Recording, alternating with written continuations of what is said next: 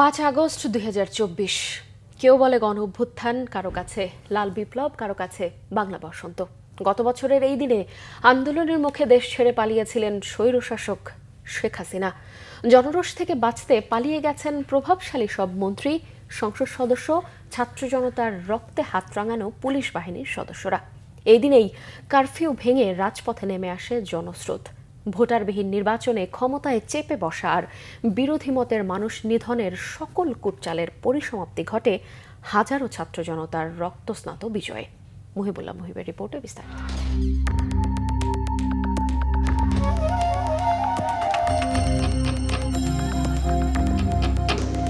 পৃথিবীর নানা দেশে স্বৈরাচার পতনের ইতিহাস নতুন নয়, কিন্তু সরকারের পতনের পর সরকার প্রধানসহ একসাথে ৩০০ সংসদ সদস্য পালিয়ে যাওয়ার ঘটনা শুধু বাংলাদেশ নয়, তাবৎ দুনিয়ায় বিরল। শুধু রাজনৈতিক সংশ্লিষ্ট ব্যক্তিরাই নন, যারাই গত ১৬ বছর শেখ হাসিনাকে স্বৈরাচার হয়ে উঠতে সাহায্য করেছেন এমন ব্যক্তি, মসজিদের ইমাম থেকে শুরু করে মন্দিরের পুরোহিত, আন্দোলনের মুখে পালিয়ে গেছেন সবাই।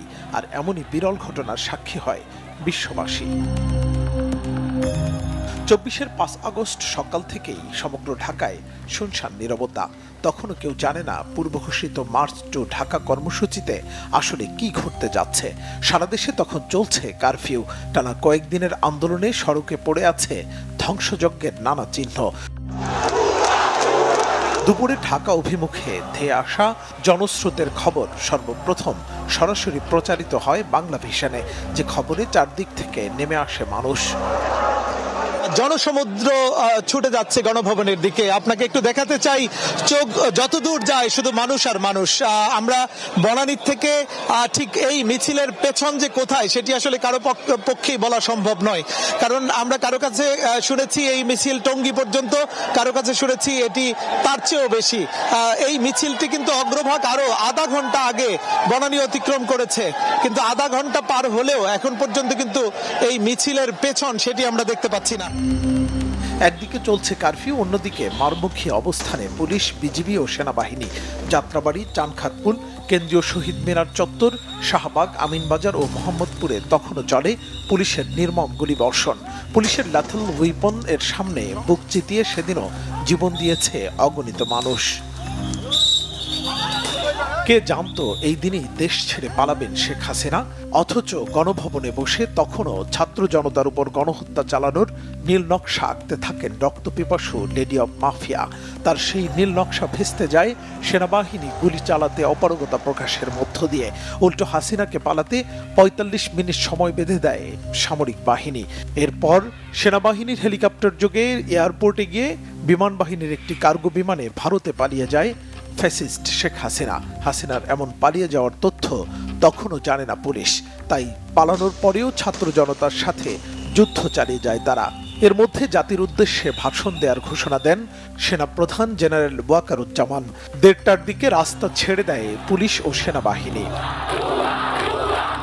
বেলা ২টার দিকে হাসিনা পালিয়ে যাবার খবরে রাজপথে নামে জনতার ঢেউ, যে ঢেউ চূর্ণ বিচূর্ণ করে দেয় স্বৈরাচারের মস্তককে। ঢাকা সহ সারা দেশের মানুষ রাস্তায় নেমে ভাসতে থাকে আনন্দ জোয়ারে। রাষ্ট্রের উপর ১৬ বছর চেপে বসা জগদ্দল পাথর সরে যাওয়ায় খোলা আকাশের নিচে সৃষ্টিকর্তার কাছে সিজদায় লুটিয়ে পড়ে মানুষ। বিকেল ৪টায় সেনাপ্রধান জেনারেল ওয়াকারুজ্জামান আনুষ্ঠানিকভাবে শেখ হাসিনার পদত্যাগ ও ইন্টারিম গভর্নমেন্ট ফর্মের ঘোষণা দেন। প্রিয় দেশবাসী, দেশে একটা ক্রান্তিকাল চলছে। আমি সমস্ত রাজনৈতিক দলের নেতৃবৃন্দকে এখানে আমন্ত্রণ করেছিলাম। আমরা একটা সুন্দর আলোচনা করেছি।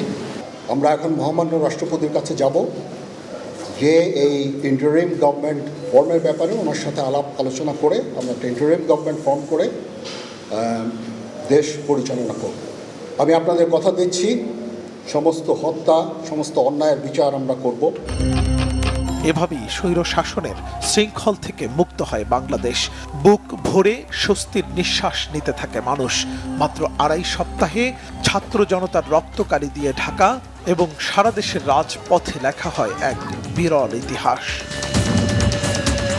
মুহিবুল্লাহ মুহিব, বাংলা ভিশন, ঢাকা।